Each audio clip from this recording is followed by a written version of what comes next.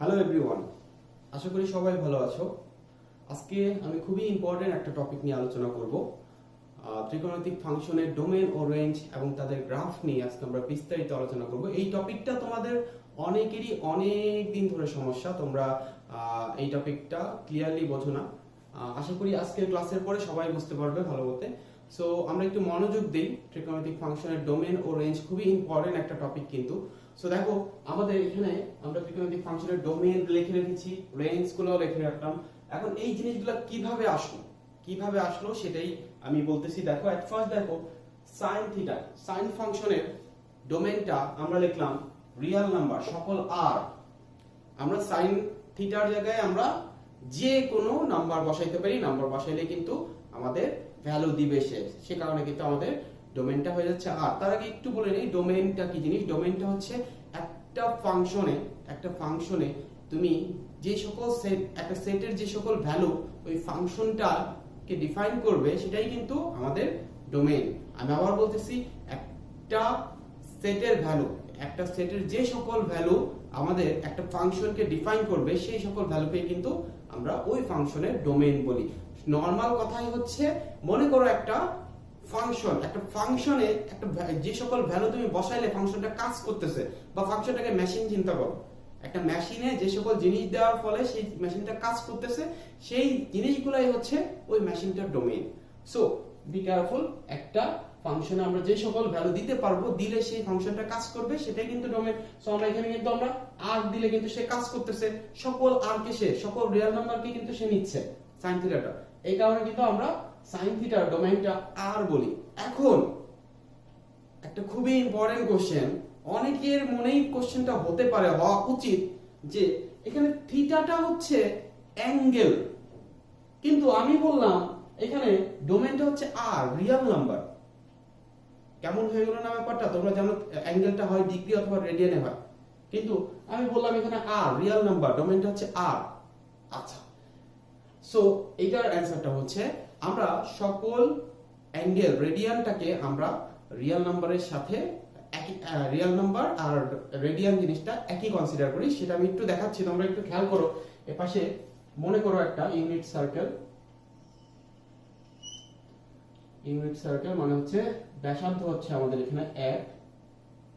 আচ্ছা, তো আমরা একটা স্পর্শক আঁকি, খেয়াল করো, একটা স্পর্শক আঁকি। তো স্পর্শকটা তুমি চিন্তা করো, মনে করো এটার ব্যাসার্ধটা হচ্ছে 1, এটার ব্যাসার্ধটা 1। এখন তুমি একটু চিন্তা করো, স্পর্শকটা একটা রিয়েল লাইনের মতো কাজ করতেছে, তাই তো? স্পর্শকটা কিন্তু রিয়েল লাইনের মতো কাজ করতেছে। সো আমরা কি জানি, দেখো তো, s r থিটা। মনে করো এটা থিটা, এটা 1, এটা দেওয়ার দরকার নেই, তুমি জাস্ট ধরো এটা হচ্ছে থিটা। ওকে, এটা হচ্ছে থিটা। সো আমরা একটু খেয়াল করো, আমরা থিটা ইকুয়ালস টু কি পাচ্ছি? s বাই r, তাই তো? s টা কি এখানে? s টা কিন্তু সবাই তোমরা জানো, s টা হচ্ছে আমাদের এই যে এইটুকুর পরিধি, তাই তো? এখন তুমি চিন্তা করো, এই পরিধিটা আমাদের একটা রিয়েল নাম্বার হইতে পারে, কিন্তু কি করে আমি সেটা দেখাচ্ছি। তার আগে আমরা এই যে যেমন বললাম এটা 1, এটা 1, সো আলটিমেটলি আমরা কিন্তু পাচ্ছি s বাই রেডিয়াসটা কত? 1। তার মানে আমরা কিন্তু থিটা ইকুয়ালস টু পাচ্ছি s। এখন s টা, এই যে পরিধিটা, আমাদের কিন্তু ডেফিনেটলি একটা রিয়েল নাম্বার হইতে পারে। কি করে? আমি দেখো, আমি তোমাদের দেখাচ্ছি। মনে করো জাস্ট এইটুকু, এখান থেকে এইটুকু অংশ আমি নিলাম, এটাকে তুমি বাঁকা করে দাও, বাঁকা করে দিলেই কিন্তু এখানে চলে আসছে। খেয়াল করো, এটাকে আবার সোজা করো, এটা কিন্তু একটা রিয়েল নাম্বার দেখাচ্ছে। খেয়াল করো, এটাকে বাঁকা করে দিলে একটা রিয়েল লাইন, কিন্তু এই যে রিয়েল লাইনটাকে আমরা বাঁকা করলে কিন্তু একটা মান দেখাচ্ছে। তার মানে ডেফিনেটলি একটা রিয়েল নাম্বারই কিন্তু এখানে দেখাবে। সো আমরা কিন্তু এই যে অ্যাঙ্গেল সমান যে কোনো রিয়েল নাম্বার লিখতে পারি।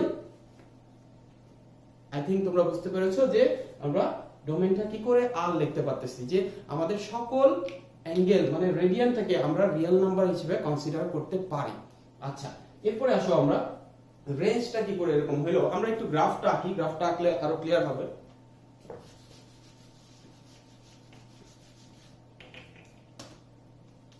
আমরা সাইন এক্স এর গ্রাফটা আঁকি। দেখো 0,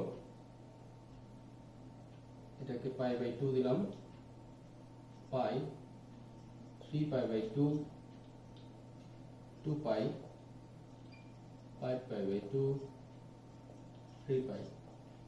খেয়াল করো আমরা এখান থেকে একটা কার্ভ বাকি sin 0 তে আমাদের মান আসে 0, sin 90 ডিগ্রিতে আমাদের ভ্যালু আসে 1, এখানে ধরলাম 1, এটা হচ্ছে -1, sin পাই আমাদের ভ্যালু আসে 0, এখানেও সেম জিনিস sin 3 পাই বাই 2 এ আমাদের ভ্যালু আসে -1, একই রকম ভাবে sin 2 পাই আমাদের ভ্যালু আসে 0, 5 পাই বাই 2 এ আমাদের ভ্যালু আসে 1, 3 পাই আমাদের ভ্যালু আসে 0। তো এরকম করে চলতে থাকে। তো আলটিমেটলি আমরা যদি ভেতরের ভ্যালুগুলো বসাই, ভেতরের ভ্যালুগুলো আমরা যদি sin পাই বাই 4 এর ভ্যালু বসাই 1/√2, সো আলটিমেটলি এখানে একটা ভ্যালু আসবে, তো এখানেও একটা ভ্যালু আসবে। সো এরকম করেসপন্ডিং ভ্যালুগুলো যদি আমরা অ্যাড করে দেই তাহলে কিন্তু আমরা এই টাইপের একটা কার্ভ পাচ্ছি। খেয়াল করো, তো একই রকম ভাবে এদিকেও কিন্তু আমরা এই টাইপের একটা কার্ভ পাবো। সো খেয়াল করে দেখো আমাদের সাইনের কার্ভের ক্ষেত্রে আমাদের কিন্তু ভ্যালুটা কখনোই 1 কে সে ক্রস করতেছে না, 1 এর উপরে যাচ্ছে না এবং -1 এর নিচে কিন্তু সে যাচ্ছে না, এবং ভেতরের সকল ভ্যালু কিন্তু হতে পারে। তাহলে আমরা কিন্তু সেই কারণে লিখতেছি -1 থেকে 1 পর্যন্ত হচ্ছে তার রেঞ্জ। এখন একটু খেয়াল করো আমরা এখানে থার্ড ব্র্যাকেট দিলাম কেন? থার্ড ব্র্যাকেট আর ফার্স্ট ব্র্যাকেটের ডিফারেন্স অনেকেই আমরা বুঝি না। ফার্স্ট ব্র্যাকেট দিয়ে আমরা বুঝি, ফার্স্ট ব্র্যাকেট দিয়ে যদি এরকম থাকতো সেক্ষেত্রে সেটা বোঝাচ্ছে তোমার -1 থেকে 1 এর মধ্যবর্তী সকল ভ্যালু, কিন্তু -1 এবং 1 ছাড়া, ঠিক আছে? -1 এবং 1 ছাড়া -1 এর মধ্যবর্তী সকল ভ্যালু। আর যদি থার্ড ব্র্যাকেট দিয়ে দিই এখানে তাহলে বোঝাচ্ছে -1 এবং 1 সহ এই দুইটার ভেতরের যত ভ্যালু আছে সবকিছু, -1 এবং 1 সহ। খেয়াল করো এখানে আমাদের -1 এবং 1 ভ্যালুটা কিন্তু আসতেছে। সো ডেফিনেটলি আমাদের কিন্তু অবশ্যই থার্ড ব্র্যাকেট দিয়ে রেঞ্জটাকে লিখতে হবে। অনেকে এমসিকিউ তে যদি আসে যে আসলে ফার্স্ট ব্র্যাকেট থার্ড ব্র্যাকেট দিয়ে অনেকে কনফিউজ হয়ে যাও, সো কনফিউশনের কিছু নাই। থার্ড ব্র্যাকেট দিলে -1 এবং 1 এটা সহ বোঝাচ্ছে, আর ফার্স্ট ব্র্যাকেট দিয়ে আমাদের এটা ছাড়া বোঝাচ্ছে।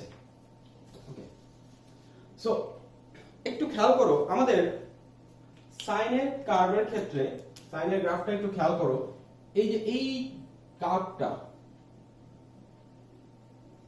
এইটুকু কার্ভ মানে হচ্ছে 0 থেকে টয়েস পাই পর্যন্ত কার্ভটা আবার কিন্তু এই টয়েস পাই হওয়ার পর রিপিট হচ্ছে। খেয়াল করো এখান থেকে এইটুকুর মধ্যে কোনো গ্রাফের কিন্তু কোনো রিপিটেশন নেই, এখান থেকে সে কিন্তু ইন্ডিভিজুয়াল ভ্যালু পেয়ে আসতেছে, কিন্তু এইটুকু ঘর 0 থেকে 2 পাই পর্যন্ত সে কিন্তু আবার এই গ্রাফটাই রিপিট করতেছে। খেয়াল করো এই যে এই 0 এখানে এই গ্রাফটাই কিন্তু সে রিপিট করতেছে। সো আমরা দেখতেছি 0 থেকে 2 পাই এর পরে গ্রাফের রিপিটেশন আসতেছে। আমরা কি একটা জিনিস পড়ছি, পর্যায় বা মৌলিক পর্যায় বা পিরিয়ড। সো এই জিনিসটা হচ্ছে যত ঘর পর্যন্ত, যত রেঞ্জ পর আমাদের গ্রাফটা চেঞ্জ হয়, একই ভ্যালু পায়, একই ভ্যালু রিপিট করে, সেটাই হচ্ছে আমাদের পিরিয়ড। যেমন দেখো এখানে 0 থেকে 2 পাই ঘর পর সে কিন্তু এই গ্রাফটা আবার ফেরত পাচ্ছে। খেয়াল করো আবার একই রকম এদিক দিয়েও চিন্তা করতে পারো তুমি, এই গ্রাফটা এদিক দিয়ে কিন্তু 0 থেকে এই যে 2 পাই থেকে 0 মানে 2 পাই ঘর পর সে কিন্তু গ্রাফটা রিপিট করতেছে। এই রিপিটেশনটা যত ঘর পর হয়, যত রেঞ্জ পর হয়, সেটাকেই কিন্তু আমরা মৌলিক পর্যায় বলি। সো মৌলিক পর্যায় অনেকেরই কনফিউশন হয়, সেটা কিন্তু গ্রাফ দেখে আমরা বের করতে পারি। ঠিক আছে, গ্রাফ দেখেই মেইনলি আমরা কিন্তু গ্রাফ দেখেই বের করা শিখবো। কারণ পর্যায় বলতে কি বোঝো? আমরা পর্যায় বলতে বুঝি কিন্তু একটা নির্দিষ্ট সময় পর একই জিনিস পাওয়াটা। ওকে, সো এরপরে আসি আমরা একই রকম কজের ক্ষেত্রে। কজের ক্ষেত্রে গ্রাফটা দেখো তোমরা,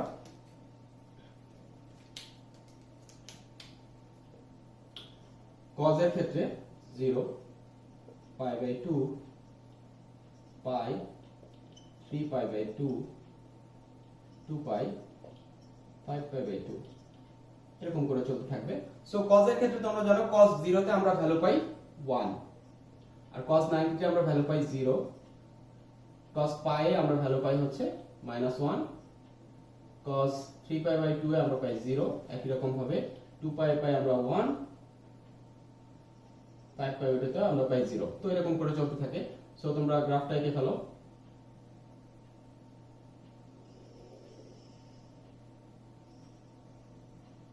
এরকম একটা গ্রাফ আসবে, একটু খেয়াল করো। তো সাইন আর কজের ক্ষেত্রে কিন্তু গ্রাফটা মোটামুটি একই রকম। দুইটা কার্ভই কিন্তু আমাদের ঢেউয়ের মতো আকৃতি, এবং দুইটা কার্ভই কিন্তু আমাদের কন্টিনিউয়াস, অবিচ্ছিন্ন গ্রাফ। তাদের মধ্যে কোনো কিন্তু ছেদ নাই, সে কিন্তু চলতেছে একরকম ভাবে, সে চলে যাচ্ছে, এবং তোমার যদি কোনো রেঞ্জ লিমিট না দিয়ে দেয় সে কিন্তু চলতেই থাকবে, -ইনফিনিটি থেকে ইনফিনিটি পর্যন্ত সে কিন্তু চলতেই থাকবে।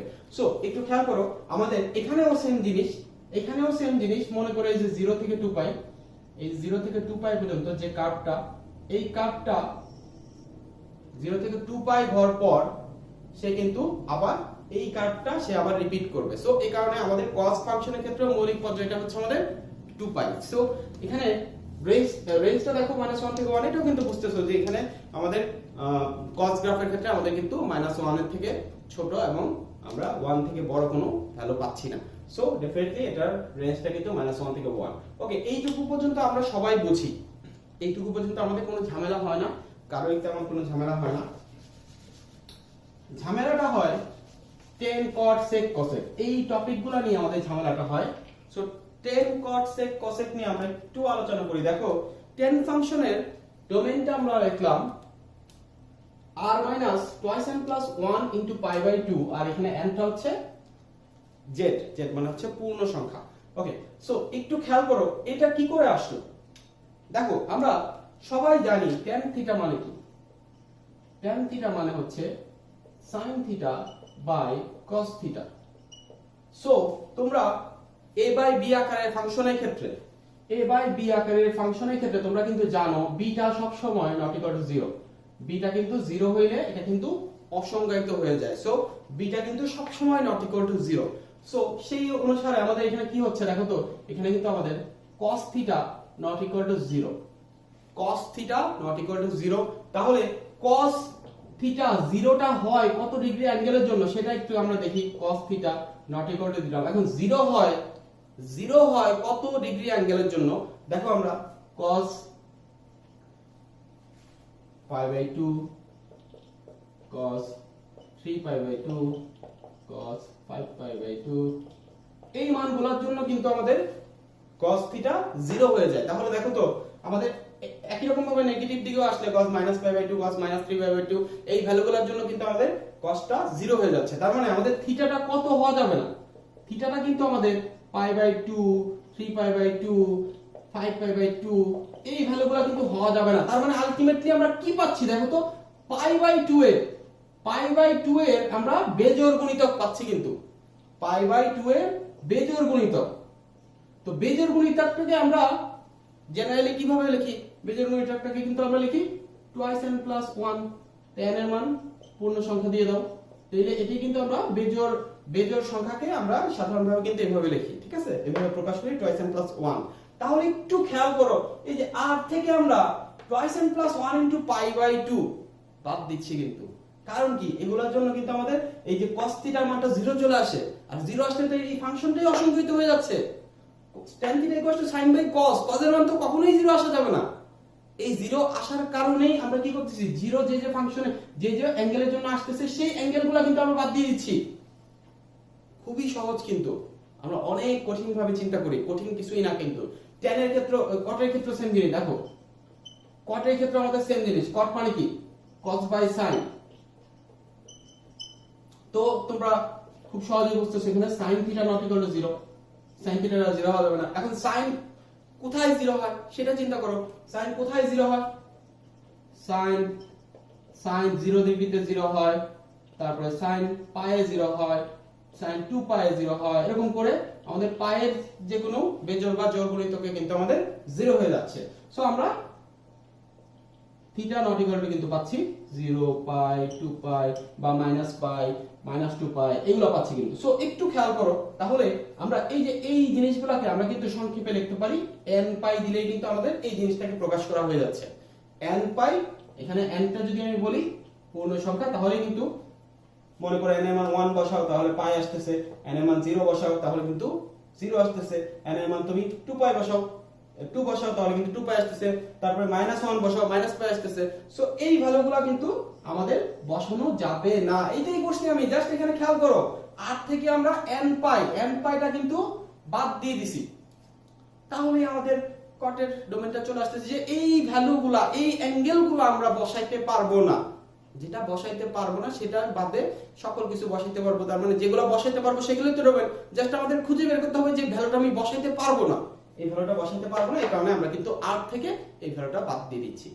এখন আসি আমরা tan ফাংশনের রেঞ্জটা কেন এরকম হইলো। আচ্ছা, এটার জন্য আমাদের গ্রাফটা দেখা লাগবে।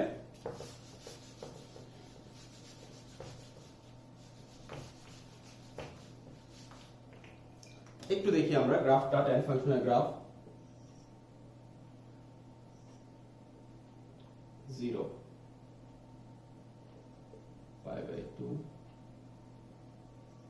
pi 3 π/2 2 pi, সো এরকম করে চলতেছে। Okay fine.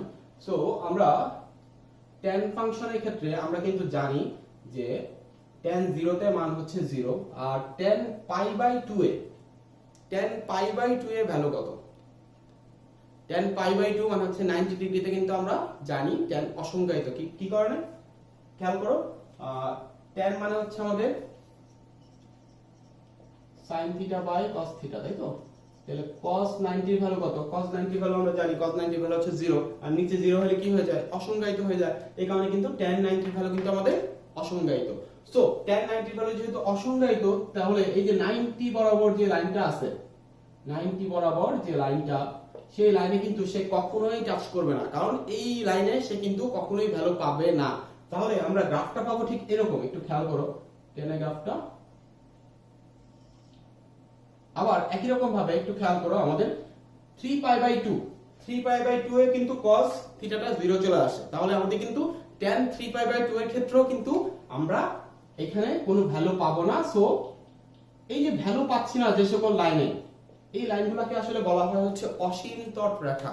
সো অসীমতট রেখার কথা আমরা অনেকেই শুনেছি, বা অ্যাসিম্পটট লাইন। এই লাইনগুলোতে, যে লাইনগুলোতে কোনো গ্রাফ বা যে কোনো একটা কোনো কিছু যদি টাচ না করে, যে লাইনে কখনোই টাচ করবে না, সেটাকে আমরা অ্যাসিম্পটট লাইন বলি। সো একটু খেয়াল করো, আমরা এটার ক্ষেত্রেও সেম এরকম একটা গ্রাফ পাবো।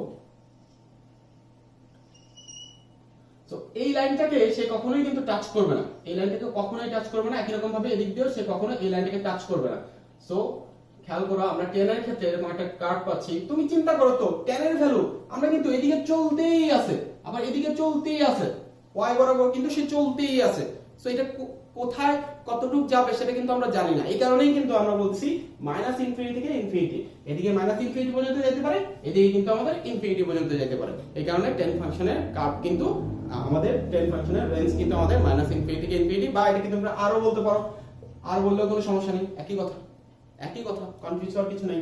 সো একটু খেয়াল করো cot এর ক্ষেত্রে আমাদের কি হবে। cot ফাংশনের ক্ষেত্রে কি হবে, কার্ভটা জাস্ট একটু উল্টে যাবে। একটু খেয়াল করো, আমরা cot ফাংশনের ক্ষেত্রে এটা 0 π/2 3π/2 পাই, একটু বড় করে দিই, পাই 3π/2 2 পাই। ওকে, খেয়াল করো আমাদের cot ফাংশনের ক্ষেত্রে আমাদের cot মানে কি, cot θ আমাদের আসতেছে cos বাই sin। সো এখানে সাইনটা আমাদের নট ইকুয়াল টু 0 হবে। তাহলে sin 0, এই যে 0 যেটা 0, তারপর হচ্ছে 2 পাই, এগুলো কিন্তু আমাদের অ্যাসিম্পটট লাইন হয়ে যাবে। এই লাইনগুলোকে সে কখনো টাচ করবে না। সো আগের মতোই আমরা একটা কার্ভ পাবো, কিন্তু এখানে একটু উল্টা কার্ভ পাবো। ঠিক আছে, tan এর ক্ষেত্রে আমাদের উল্টা কার্ভ পাবো, cot এর ক্ষেত্রে আমাদের tan এর উল্টা কার্ভটা পাবো। সো একই রকম ভাবে তোমরা দেখো, আমরা কিন্তু এই যে এদিকে আমরা কিন্তু +∞ পর্যন্ত যেতে পারি, এদিকে কিন্তু আমরা -∞ পর্যন্ত যেতে পারি। এই কারণে কিন্তু আমাদের cot কার্ভের ক্ষেত্রে আমাদের রেঞ্জটা কিন্তু -∞ থেকে infinity. So range, domain range কিন্তু তোমরা গ্রাফ পারলে, গ্রাফ যদি আঁকতে পারো, ডোমেইন রেঞ্জ কিন্তু গ্রাফ দেখেই ডিফাইন করা যায়। আর এই যে খুব সুন্দরভাবে tan θ মানে আমরা বললাম sin θ বাই cos θ, এখান থেকেও কিন্তু খুব সুন্দরভাবে ডোমেইন রেঞ্জ তোমরা বের করতে পারো। সো মুখস্থ করার কোনো দরকার নাই, কিন্তু আই রিপিট, মুখস্থর কোনো দরকার নাই। তোমরা যদি গ্রাফ থেকে খুঁজে বের করে করে এগুলো শিখতে পারো, তাহলে কোনোদিনও ভুলবে না। মুখস্থ করলে আজকে মনে থাকবে, কালকে ভুলে যাবে, কিন্তু এভাবে গ্রাফ দেখে দেখে তারপরে তুমি ক্যালকুলেশন করে করে বের করলে এগুলো কখনোই ভুলবে না। সো একটু খেয়াল করো, তারপরে আমরা চলে যাই sec আর cosec ফাংশনের ক্ষেত্রে। আচ্ছা, তার আগে একটু বলি, দেখো tan ফাংশনের ক্ষেত্রে আমরা পর্যায়টা বলি হচ্ছে পাই। tan ফাংশনের ক্ষেত্রে পর্যায়টা কেন পাই বলতেছি একটু খেয়াল করো। এই যে 0 থেকে 2 পাই, সরি 0 থেকে পাই, এইটুকু ঘর পর পর গ্রাফটা রিপিটেশন আসতেছে, খেয়াল করো 0 থেকে পাই এইটুকু রেঞ্জ পর পর কিন্তু তার গ্রাফটা রিপিটেশন আসতেছে। এই কারণে কিন্তু আমরা এই tan ফাংশনের ক্ষেত্রে আমরা পর্যায়টা বলি পাই। আর বাকি সকল ফাংশনের ক্ষেত্রে tan আর cot এর ক্ষেত্রে শুধুমাত্র tan আর cot এর ক্ষেত্রে আমাদের পর্যায়টা হচ্ছে পাই, আর বাকি সকল ফাংশনের ত্রিকোণমিতিক ফাংশনের পর্যায় হচ্ছে 2 পাই। ঠিক আছে, sin cos sec cos এর এগুলোর পর্যায় হচ্ছে 2 পাই, আর আমাদের tan আর cot এর ক্ষেত্রে পর্যায়টা হচ্ছে পাই। ওকে, সো এগুলো কিন্তু চিত্র দেখেই বোঝা যাচ্ছে যে কতটুকু ঘর পর পর সে রিপিট হচ্ছে। সো একটু খেয়াল করো আমাদের sec থিটার ক্ষেত্রে আমরা একটু খেয়াল করি।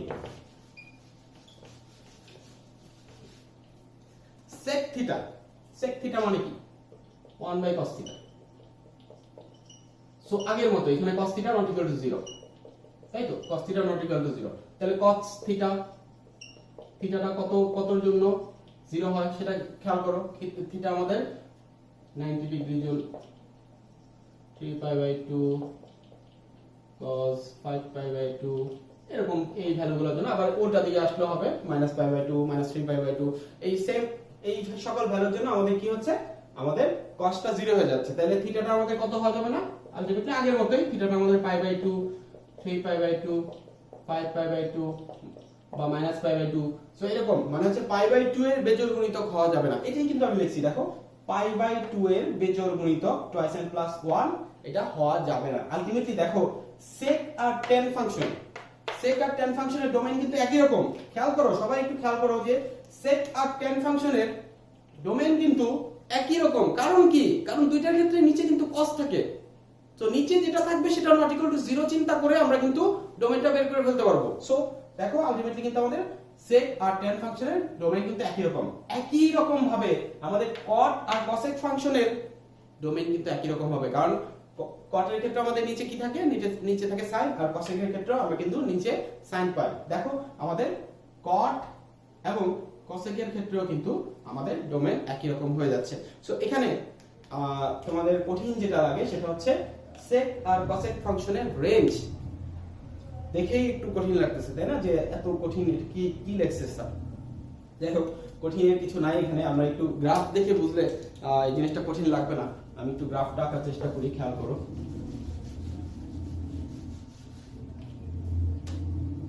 আচ্ছা, তার আগে আমি একটু দেখাই। তুমি দেখো আমরা sec থিটা সমান 1 বাই cos থিটা। এখন cos থিটার রেঞ্জটা হচ্ছে -1 থেকে 1, তার মানে cos থিটাটা -1 থেকে 1 পর্যন্ত হইতে পারবে। সো তুমি জাস্ট খেয়াল করো, আমি যদি এখানে cos থিটার ভ্যালু -1 বসাইলাম তাহলে কি আসতেছে -1, আবার যদি মনে করো +1 বসাইলাম +1।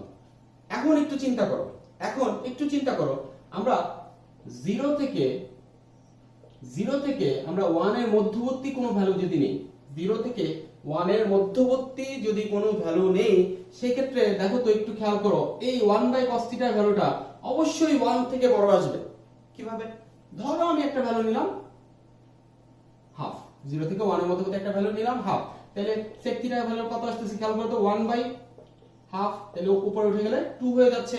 তার মানে আলটিমেটলি আমরা 0 থেকে 1 এর মধ্যবর্তী যাই ভ্যালু নাই না কেন, মনে করো 0.1 নিলাম, সেটা কি হয়ে যাচ্ছে 10 হয়ে যাচ্ছে, তাই তো? মানে আমি 0 থেকে 1 এর মধ্যবর্তী যে কোনো ভ্যালু নেই না কেন সেটাকে আমরা 1 বাই আকারে করলে কিন্তু অবশ্যই সেটা 1 থেকে বড় হবে, এটা তোমরা সবাই জানো। সো খেয়াল করো, আবার একই রকম ভাবে আমরা যদি 0 থেকে -1 এর মধ্যবর্তী, 0 থেকে -1 এর মধ্যবর্তী কোনো ভ্যালু নেই, এটুকুর মধ্যবর্তী যদি আমরা কোনো ভ্যালু নেই, সেক্ষেত্রে কিন্তু সেটা কিন্তু আবার -1 থেকে এই পাশে চলে আসবে, -1 থেকে ছোট হয়ে যাচ্ছে। খেয়াল করো, -1 থেকে কিন্তু ছোট হয়ে যাচ্ছে, সেটা কিন্তু আবার -1 থেকে ছোট হয়ে যাবে।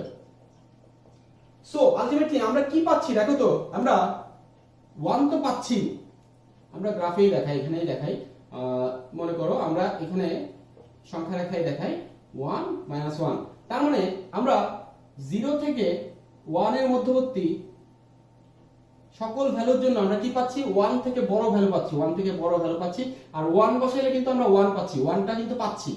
আর 0 থেকে 1 পর্যন্ত সকল ভ্যালুর জন্য আমরা কিন্তু 1 থেকে বড় মানে প্লাস ইনফিনিটি দিকে চলতে থাকতেছে। আবার -1 এর জন্য আমরা ভ্যালু পাইলাম -1, আবার 0 থেকে -1 এর মধ্যবর্তী সকল ভ্যালুর জন্য আমরা কি পাচ্ছি, সকল ভ্যালুর জন্য কিন্তু আমরা এই যে মাইনাসের দিকে ∞ দিকে চলতে থাকতেছে। আলটিমেটলি আমাদের রেঞ্জটা কতটুকু হচ্ছে দেখো তো, এইটুকু আর এইটুকু মিলে আমাদের রেঞ্জটা হচ্ছে না, সেটাকেই কিন্তু আমরা ইউনিয়ন দিয়ে লিখছি। দেখো খেয়াল করো, সেটাকেই কিন্তু আমরা ইউনিয়ন আকারে লিখছি। ∞ থেকে ∞ আমরা যেহেতু জানি না ∞ কোথায় যে শেষ হচ্ছে, এই কারণে এটাকে ফার্স্ট ব্র্যাকেট দিয়ে রাখা হয়। আর এখানে দেখো -1 কিন্তু আমরা থার্ড ব্র্যাকেট দিছি, তার মানে -1টাকে কিন্তু নিতে হবে, কারণ আমরা কিন্তু -1 বসালে -1ই পাচ্ছি। সো -1টা কিন্তু অবশ্যই নিতে হবে। তারপরে ইউনিয়ন দিলাম, এইটুকু ভ্যালু তো আমরা নিব না, ইউনিয়ন দিয়ে আমরা জাস্ট অ্যাড করতেছি, এইটুকু ভ্যালুর সাথে আমরা এইটুকু অ্যাড করতেছি। তাহলে জাস্ট এখানে 1 থেকে শুরু, আমরা কিন্তু +∞ পর্যন্ত যাচ্ছি, খেয়াল করো। আবার এটাকে r -1 এরকম করে অনেক বই লেখা আছে। এরকম করে লেখার অর্থটা কি খেয়াল করো, আমরা r থেকে -1 এবং 1 এর মধ্যবর্তী সকল ভ্যালু বাদ দিচ্ছি। খেয়াল করো তো, তুমি রেঞ্জে কি এইটুকু ভ্যালু পাইছো? এই যে এইটুকু ভ্যালু কি পাইছো তুমি? এইটুকু ভ্যালু তো পাও নাই। এইটুকু ভ্যালু হইতে হচ্ছে -1 থেকে 1 এর মধ্যবর্তী। মানে ফার্স্ট ব্র্যাকেট দিয়ে কি বোঝাচ্ছে?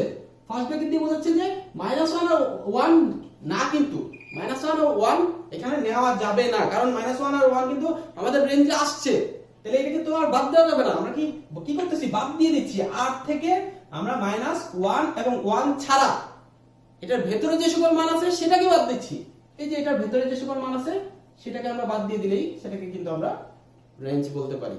সো কনফিউজড হওয়ার কিছু নাই, যেভাবেই থাকুক আসলে তুমি বুঝতে পারলে যে কোনো ফরম্যাটে থাকুক তুমি কিন্তু এটা ক্যালকুলেশন করতে পারবে।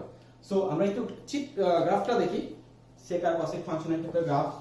এটা অনেকের কাছে কঠিন লাগে গ্রাফটা খুব সহজে আঁকা যায়। সহজ উপায়টা আমি বলি। মনে করো আমরা সাইন ফাংশন কস ফাংশনের গ্রাফটা সাইন ফাংশনের গ্রাফটা একই মনে করো, একটা দেখায়, একটা দেখলে আরেকটা পারবে। sin pi 2 pi 3 pi pi by 2 3 pi by 2 5 pi by 2 sin ফাংশনের গ্রাফটা কি? পাই হচ্ছে আমাদের ভ্যালু 1,